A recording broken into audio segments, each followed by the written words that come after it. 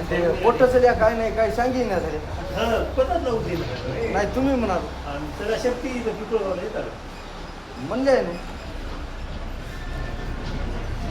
संपादा म्हणला बाबा सकाळ रात्री ते बाबा काय म्हणला मग ते आता कोण्या शाळेचे काय म्हणला फोन आला आता बरं माहीतच नाही काय म्हणलो बाबा जवळ आहे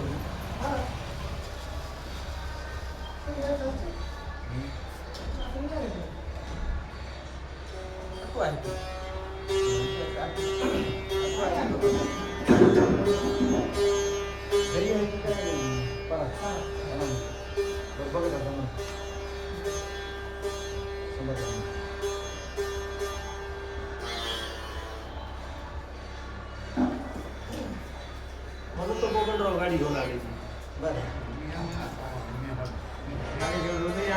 हा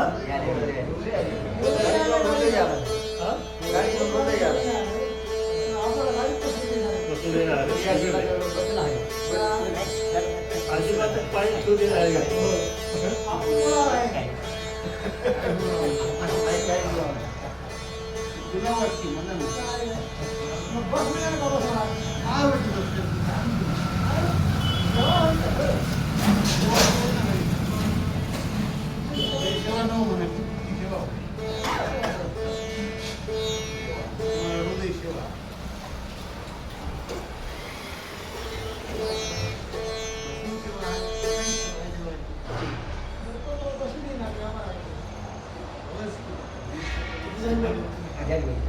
वही 38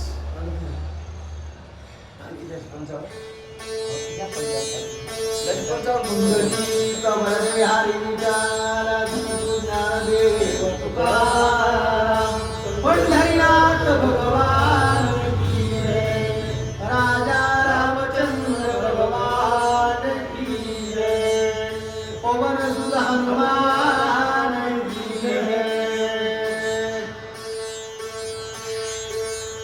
श्री गणेशाय नमः, श्री रामचंद्राय नमः, श्री राम पाठी शिवाने रे, आरमुने निर्मुने पद्मनी करे, त्या मागे सुग्रीवाचा भार, आत्या पारा संगे। प्रभू रामरायांची चरित्र गाथा युद्धकांडाची सुरुवात मात्र एक गोड चिंतन सांगतात महाराज। भगवान रामचंद्र परमात्माचं लंकेला आगमन झालं समुद्र तीरावर, सर्व वानरांच्या सैन्यासहित भगवान परमात्मा उतरलेले आहेत। रावणाला घरात चिंता लागली आणि रावणानं मग भगवान रामरायांची किती सैन्य आहे, कसे आले ते महाराज वानर आहेत त्याचा समाचार घेण्यासाठी 2 हेर असणारे लंकेमधून पाठवले। त्यांचं नाव आहे सुख आणि सारण। ते सुख सारण असणारे येऊन भगवंताच्या सैन्याचं निरीक्षण करू लागले। महाराज वानरांची सैन्य किती आहे मात्र वर्णन केलं, असंख्य म्हणजे त्याची संख्याच करता येत नाही अशा प्रकारचं वानरांचं सैन्य आहे। जिथपर्यंत दृष्टी जाईल तिथपर्यंत ते वानर दिसू लागले। कोणीकडे बघा मग महाराज, माग पुढं काही दिशेला वानरच वानर, पण ते वानर तरी साधे होते का महाराज? दुर्धर्य ते भार वानरांचे, एक एक गोळागोळ उघडू शकेल ब्रह्मांड गोळ, अशा प्रकारचे बलवान वानर होते। आणि त्या वानरांचं वर्णन करत असताना नात्र्या म्हणतात नळ नीळ अंग जंगवत गय गवाक्ष मैन दिवी तारू ताराक्ष तळवळ अशा अनेक वानर आहेत। भगवान रामरायांच्या पाठीमागे वानरांची सैन्य दृष्टी जाईल तिथं सैन्य दिसू लागली। महाराजांनी त्याचं गणित सांगितलं। महाराज खडव निखडव शंख बर का, पद्म महापद्म असे जे ते त्या ठिकाणी गणिताचे प्रकार आहेत बर का, त्याच्याही पेक्षा जास्त असणार त्या ठिकाणी। थोडक्यात सांगायचं एवढं की महाराज त्याची गणनाच करता येत नाही अशा प्रकारचं असंख्य वानरांचं सैन्य त्या समुद्र तीरावर असणारा दिसू लागलं।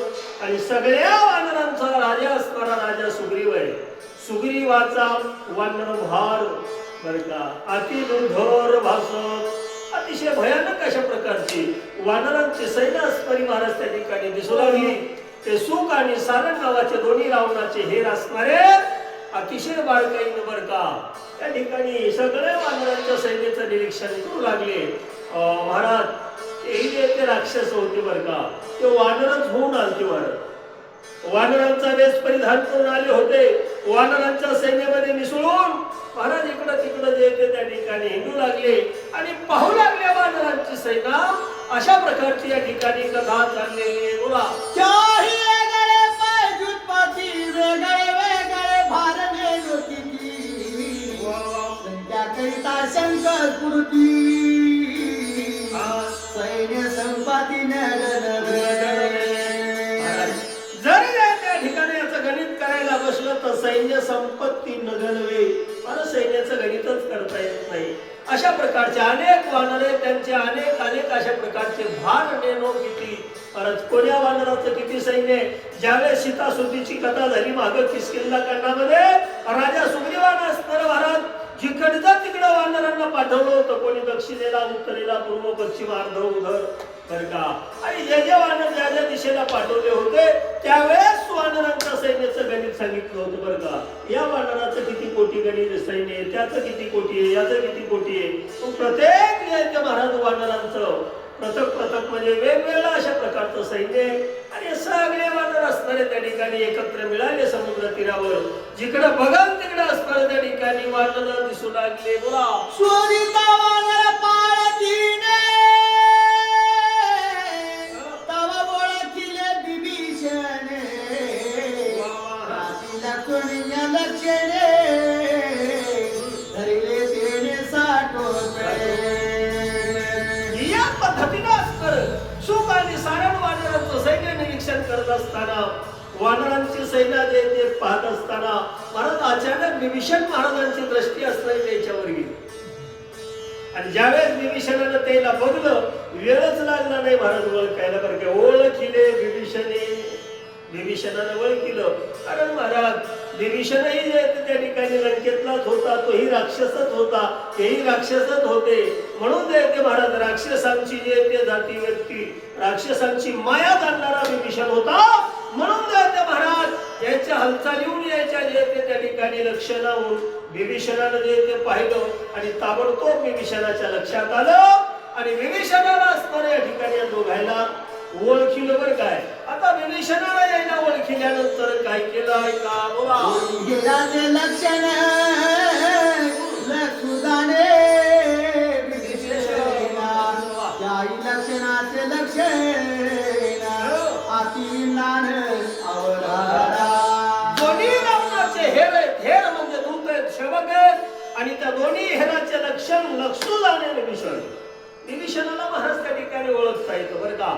आणि विभीषण जे ते झाडाक्षय हुशार आहे आणि विभीषणानं कसं ओळखलं त्या दोघांना महाराज म्हणतात त्याचंही विंधान अवधारा कसं ओळखलं त्यांना आणि काय केलं मग त्या ठिकाणी विभीषण महाराजांनी तेही कथा सांगतो ऐका ना. काय सांगू लागले बोला.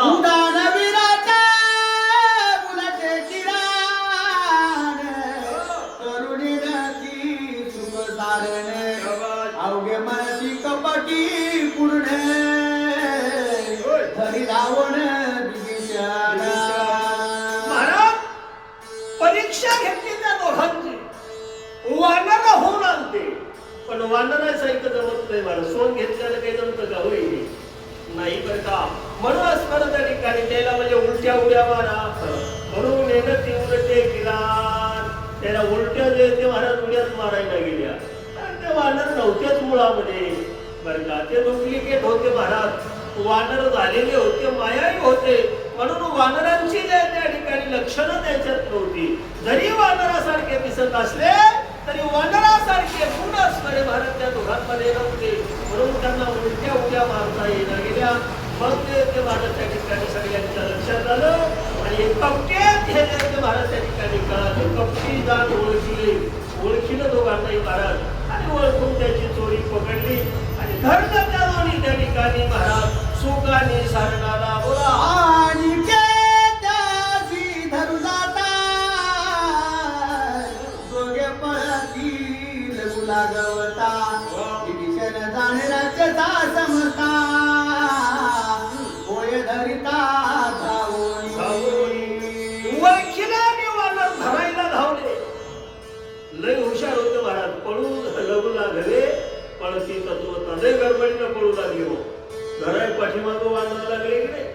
सुख आणि सारण जे ते पळू लागले. पण विभीषणाला जे ते महाराज त्यांची सगळी जे त्या ठिकाणी कला माहीत होती, लघुलागू माहीत होतं, त्यांची माया माहीत होती, कपट माहीत होतं आणि विभीषणाला वर्म माहीत होतं. लक्षात घ्यावर गेले म्हणून विभीषण जे ते धावत गेला आणि ताबडतोब विभीषणाला स्मर महाराज दोघांनाही पकडलं दिला. सुख आणि सारणाला विभीषणाला स्मर त्या ठिकाणी घडलं. काय केलं पुढं बोला. वानरी बांधोन्या वानर वेशी, शिराणी रे राम पाशी, राम कृपाळू सर्वभूताशी, काय त्यासी बोलत. धरलं वानरांनी, बांधलं दोघांनाही महाराज. वानरे बांधून दोघांशी बर का दोघांनाही अस्त्र बांधलं आणि बांधून भगवान रामांच्या पुढे आणून उभं केलं महाराज. पण श्रीराम कृपाळू सर्वांशी, देव सगळ्यांवर कृपा करतो असं म्हणू नये महाराज. देवानं आमच्याकडे पाहिलं नाही किंवा देवाची आमच्यावर कृपा नाही. देव सगळ्यांवर कृपा करणार आहे. पोषितो जगाशी एक जलाची, अशा प्रकारचा कृपेचा सागर भगवान परमात्मा रामरायांच्या समोर स्मर महाराज वानरांच्या वेशामध्ये असलेले हे दोघे जण वानर वेशी दोघांशी वानरांचा वेश धरून आले होते. सुख आणि सारण दोघांनाही असणारं वानरांनी धरून बांधून भगवान रामरायांच्या समोर आणून उभं केलं. उभं केल्यानंतर भगवान परमात्माने काय केलं ऐका पुढं बोला. रावण त्वर तुम्ही त्या चेहर वदायोगे बोले शास्त्र, तरी बिन मारी साचार, वानर भार पामा. काय कृपाळू भगवान आहे. भगवान त्या दोघांनाही म्हणू लागले वानर चोर आणि त्याचे तुम्ही हेर. लक्षात घ्या बरं. वानर कोण आहे. चोर, रावण चोर आहे आणि त्या चोराचे तुम्ही हेर आहात बरं काय. त्याचे जे ते सेवक आहात आणि तुमचा अपराध महाराज मृत्यूदंडा योग्य, वधा योग्य तुम्ही दोघही जे ते वध करण्याच्या योग्यतेचे आहात. पण भगवान म्हणले मी तुम्हाला मारणार नाही, मी तुम्हाला जीवदान दिलं, मी तुम्हाला सोडून देतो म्हणजे असे कृपाळू भगवान आहेत. देवानं असणार त्या दोघांनाही सांगितलं तुम्ही अजिबात घेऊ नका. तुमची जरी अपराध मोठा असला, मृत्यूदंड द्यासारखा जरी तुमचा गुन्हा असला तरी या ठिकाणी मी तुम्हाला माफ करतो. भगवान परमात्माने दोघांनाही ते जीवदान दिलं आणि त्यांना सांगितलं तुम्ही निर्भय व्हा, घेऊ नका. आणि पहा म्हणले खुशाल पहा, सैन्य संभार पहा, मी आमची सगळी सैन्य देते, खुशाल बघून घ्या असं भगवंतानी महाराज सुख आणि सारणाला त्या ठिकाणी सांगितलं. बोला. आणि कापा सोन्या हे परती मनोनी आदिले हनुम्या हाती, राक्षस मावाची उत्पत्ती तुमच्या प्रती चालेला. दुसऱ्याच्या हातात दिले असले तर पळून जात होते, नम्री होती बरं का. आणि का हाती हे पळती म्हणून दिले हनुम्या हाती. महाराज दुसऱ्याच्या हातातून निष्ठून जाऊन पळून जाऊ शकतात अशा प्रकारचे महाराज त्या ठिकाणी शोक आणि सारण होते. म्हणून या दोघांनाही मारुत्र्याच्या हात स्वाधीन केलं. मारुत्र्याच्या हातामध्ये दिलं. कारण का महाराज मारुत्र्या असणाऱ्या त्या ठिकाणी राक्षसांची जे ते कपट युक्ती आणि जे ती महाराज सगळं चालणारे आणि हनुमंतरायांच्या पुढे कपट चालत नाही. कपट न चले पुच्छाप्रती. महाराज मारुत्र्यांचं चरित्र आपण सगळं सुंदरकांड ऐकलं. सुंदरकांडामध्ये मारुत्र्याने आघात चरित्र केलं. राक्षसांचं कपट छळ असणारं मारुत्र्याच्या शेवटी पुढे चालत नाही अशा प्रकारचा हनुमंतरायांचा पुरुषार्थ आहे. म्हणून असणारं भगवान परमात्माने महाराज या दोघांनाही मारुत्र्याच्या हातामध्ये दिलं आणि मारुत्र्याला सांगितलं बरं का या दोघांनाही तुम्ही सगळ्या सैन्यामध्ये फिरवा आणि बघू द्या आपली सगळी वानरांची सैना. दोघे धरून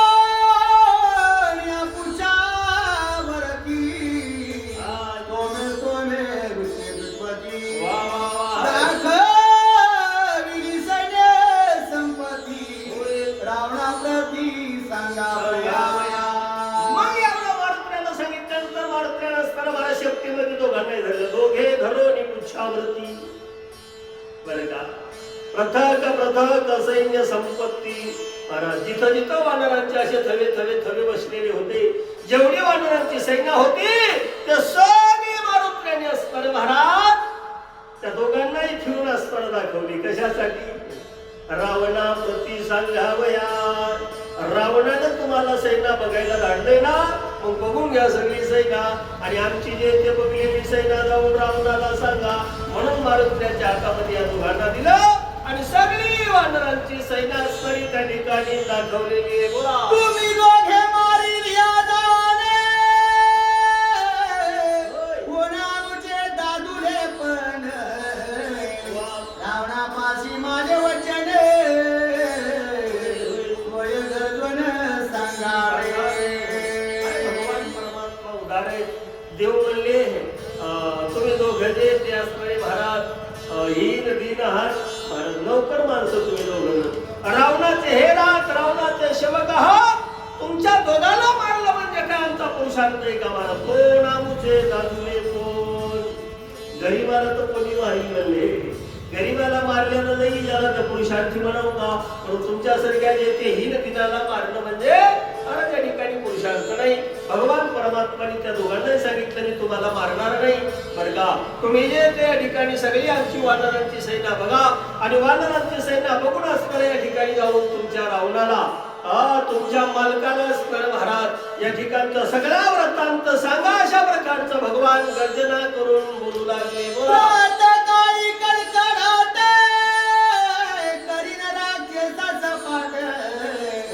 पाणी भेटून यात्री कुठे दशकंड छेदिना. भगवान परमात्माने सांगितलं सुख आणि साधनाला जाऊन सांगा तुमच्या रावणाला प्राप्त काळी म्हणजे उद्या सूर्योदय झाल्यानंतर या ठिकाणी महाराज सगळ्यांचा मी सभात करणारे एकही राक्षस जाती व्यक्ती शिल्लक ठेवणार नाही. त्रिकूट जे ते महाराज या लंकेचं जे त्रिकूट आहे की नाही हे लंकेचं त्रिकूट माझ्या बाणानं मी ते महाराज सपाट करून टाकेल लंकेची होळी करील रावणाची समाप्ती करील सगळ्या राक्षसांचा महाराज अंत करील जाऊन सांगा तुमच्या रावणाला एवढं भगवान असताना सुख आणि साधनाला बोलू लागले. बोला माझे बाण सुटल्या देखा झाडी ती तोरणे पताका बाणी विध्वंसोनी अलंका दशमुखाचे दिना. लंकेचा ध्वंस करेल एकदा का माझ्या धनुष्यापासून बाण सुटले की नाही भारत रावणाच्या एकाही घरावर ध्वज राहणार नाही पताका राहणार नाही झेंडा राहणार नाही. लंकेची जे ते होळी होईल लंकेचं कंदन होईल आणि त्या महाराज त्या ठिकाणी छेदून या दशकंठ रावणाचे जे ते दाही शिरा असणारे या ठिकाणी छेदून टाकेल रावणाची समाप्ती करण्यासाठी मी आलो. भगवान परमात्मा या सुखानी सारणाला सांगू लागले. अपराधी निरपराधी श्रीराम पाहे समान बुद्धी दोघे सोडविले त्रिसुधी कृपानिधी कृपाळू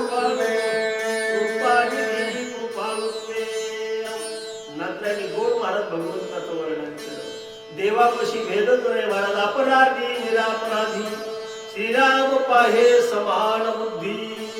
देव महाराज चोरालाही सारख्या दृष्टीनं पाहतो सज्जनालाही सारख्या दृष्टीनं पाहतो. अपराधी असेल किंवा महाराज निरापराध असेल देवापाशी भेद नाही अशा प्रकारचा कृपाळू कृपाळू एवढा देव दयाळू एवढा देव कृपाळू एवढा भगवान परमात्माने या दोघांनाही माफ केलं.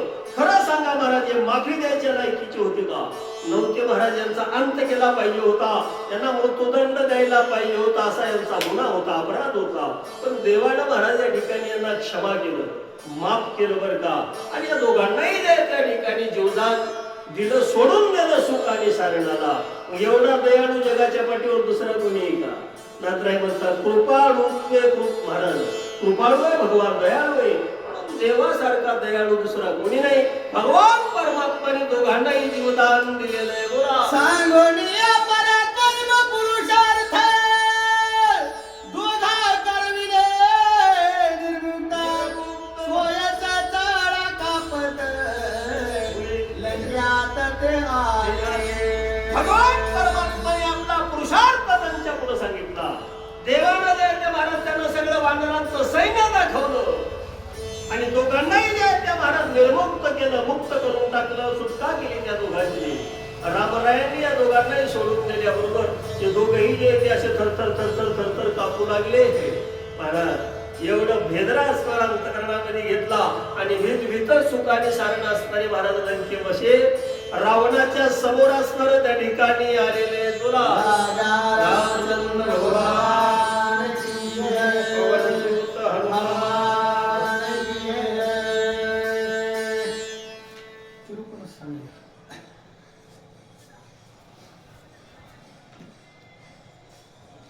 चुकून झाली का?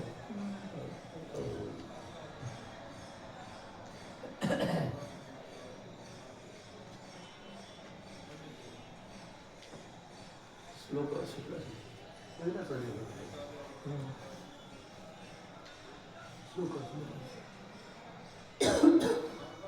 तिरुपन किती झाली तिरुपन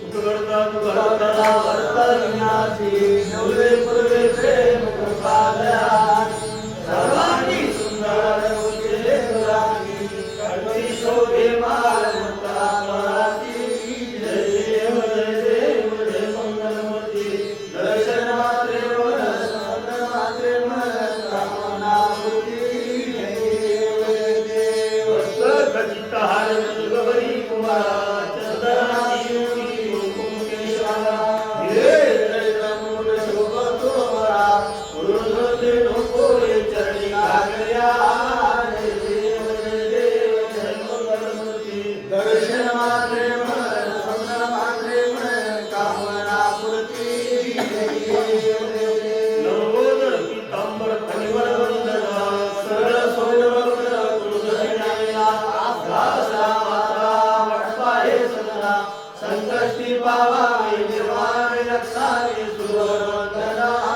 जय देव जय मंगलमूर्ती दर्शन मात्रे मन दर्शन मात्रे मन कामना पूर्ती जय देव लसोती विक्राल ब्रह्मांडी माळा विषयवन न्याळा प्रियत्रिवा लावण्य सुंदर मस्तकी माळा येथून निर्मळ वायू मृदुला जय देव जय शंकरा स्वामी शंकरा आरती ओ माळू आरती ओ माळू तुझ्या गुरुला जय देव कर्करोडा मुळा देव शाळा आरती पार्वती मुलांच्या माळा विभूतीचे उदरा शिवकंठनिया कैलास जगदगुरु माया जय देव जय शंकरा स्वामी शंकरा आरती ओ माळू आरती ओ माळू तुझ्या गुरुला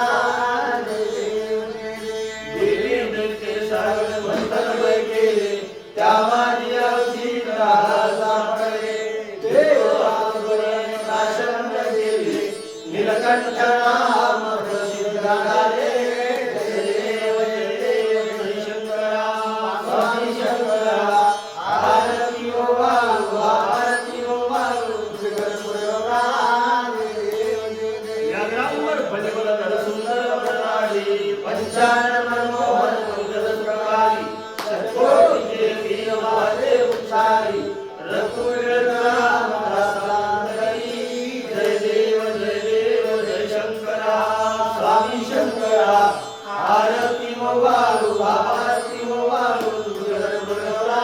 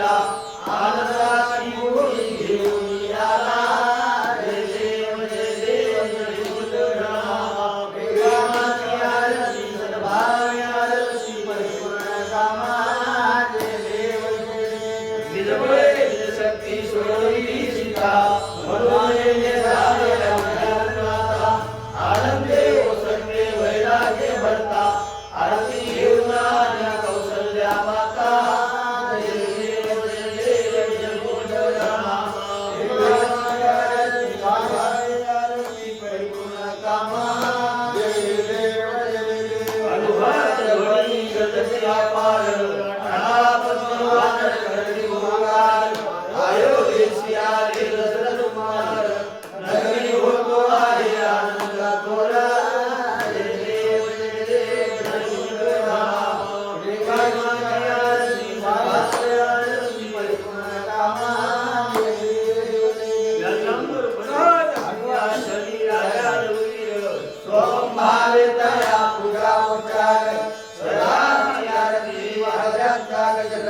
माधवदास स्वामी आठवणा विसर जय देव जय देव जय देव परिपूर्ण कामा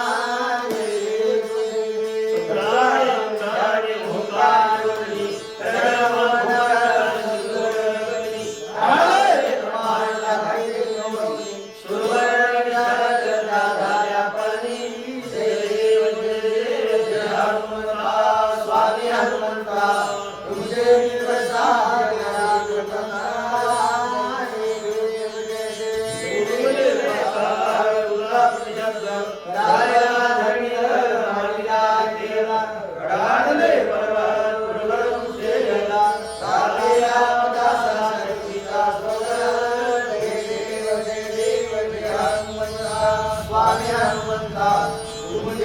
प्रसाद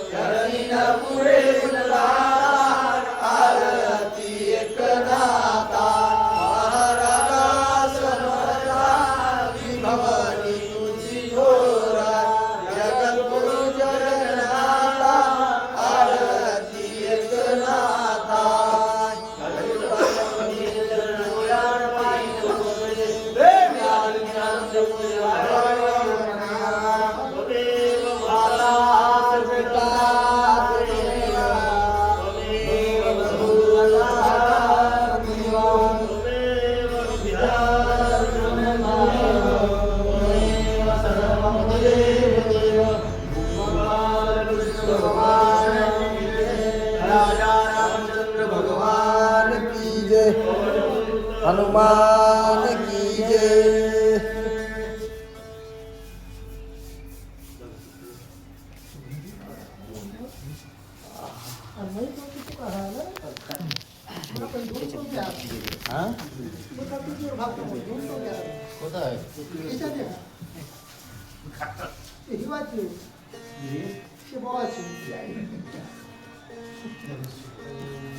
घ्या पसायला आता ईश्वरात्मके देवे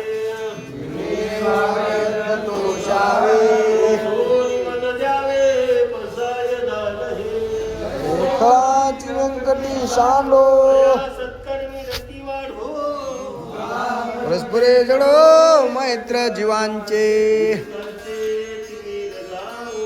विश्वस्वधर्म सूर्य पाहो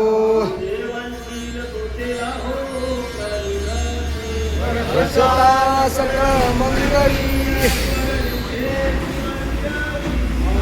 भूमंडळी भेटो तया भूता चेतना चिंतामणीचे गाव चंद्रमेघे आलांचन सदा सज्जना सोय रे हो तू बहुना सर्व सुखी पूर्ण हो न तिन्ही लोकी योग्यादी पूर्वी अखंडित आणि ग्रंथ उपजीवे दृष्टाद्रष्ट विजय होवावे जी श्री विश्वेश्वरा हो हा होईल दान पसाहो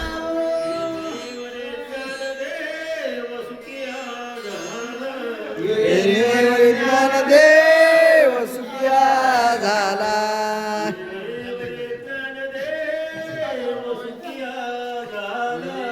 येणेवर ज्ञान देव सुखिया झाला